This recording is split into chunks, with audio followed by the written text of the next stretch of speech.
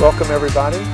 We're in week 8 of Ed Journey with Grant Lichtman making his cross-country tour, visiting more than 50 schools to look at questions surrounding innovation in schools. I'm Bo Adams from Unboundary in Atlanta, Georgia. And Grant, just a quick recap, how's the week been for you? Well, it's been a good week. I was in North and South Carolina, a little more driving than I had planned.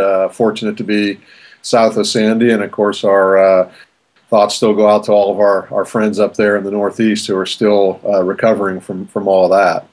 Absolutely. Well, Grant, a different question this week than we've been digging into the last 2 or 3 weeks. It dawned on me you've, I think, crossed the 30-plus school barrier in your visits, and I started to get curious. If you were going to start your own school from scratch, what 3 or more traits, qualities, programs would you want to make sure that your new school had based on the visits that you've been making? Yeah, and I crossed the school barrier about 3 weeks ago. Oh, you did? I think I'm at 46 now. Oh, okay. Which pretty much guarantees I'm going to hit the target of 60 schools before this is done. And thanks to our audience, just to let them know that this was actually a question you teed up for me a little bit ahead of time because I wanted to think about it just a bit. So the 3 things that I think that I would say if I were starting a school from scratch. The first one is schools typically think of their core resources as being the 3 Ps, which is people, program, and place. And I think they almost always forget a 4th P, which is really critical, which is process. Mm-hmm. And I would put 2 of those way higher priority than the other 2. The first one is people, and clearly what I'm finding is I would start with a group of people who are adaptable, curious, and growth-minded. I think those are key, and those people need to agree on a process by which the school will go forward, a process that supports ongoing growth, adaptability, and that curiosity that they came in with. Because too often people get into that fixed mindset, they get into the inertia of an organization, and some of those go away.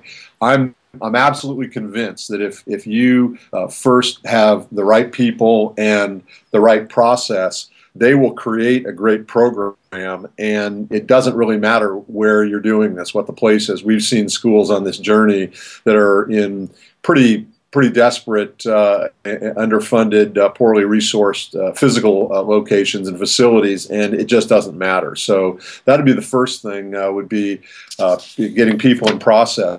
Secondly, I think having a very clearly defined mission that everybody agrees to is critical, to the point that they commit to that vision but are also willing to tweak it. We can't have a vision that is so rigid and so all-encompassing that we aren't willing to tweak it.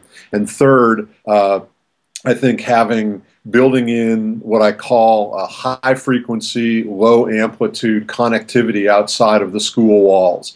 So rather than relying on big events and conferences and big partnerships and things like that to shift your paradigm or create, in this case, your paradigm, building in higher frequency, lower amplitude events that keep you connected in many ways beyond the school walls. So those are the 3 things that I came up with that I think that the journey is really telling us.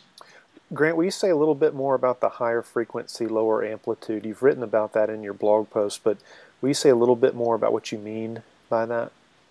Well, I think we get stuck in these in a series of events where the leadership of the school will say, something equivalent of, boy, now's the time to really focus on X, and that might be the strategic plan, or that might be the accreditation, or that might be let's all go to a conference or let's all do a retreat. The problem is, as soon as that's over, daily life gets in the way. And things just tail off like this because people go back to their classrooms. I think we have to, so that's low frequency, high amplitude, right? I think we have to reverse that, and we have to imbue our daily lives with high levels of connectivity like you do, like a lot of great educators do, both in cyberspace and personal connections and working on smaller projects sort of all the time. That is what creates that growth mindset as opposed to letting inertia set in. Gotcha. Well, Grant, I think we may be out of time for this week, but I know you'll be in Atlanta upcoming and speaking at the Southern Association of Independent Schools, SAIS, on Tuesday, and we're looking forward to that lunch and learn with you. Well, I appreciate that. I'm really looking forward to getting down to Atlanta, and I think you've promised me a glass of sake somewhere. Absolutely. Looking forward to it. All right. Thanks, Bo. Take care. Okay.